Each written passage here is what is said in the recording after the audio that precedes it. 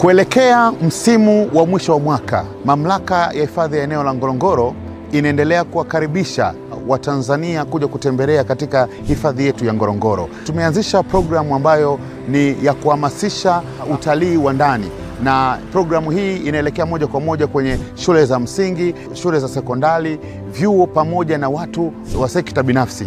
Tunawategemea kwamba mwaka huu tutakuwa na wingi wa Watanzania kuja kutembelea katika mamlaka yetu ya hifadhi ya Ngorongoro, kwa sababu tuna Olduvai Gorge, lakini tuna Shifting Sand, lakini pia tunao maporomoko ya maji ambayo yako kule katika eneo la Endoro.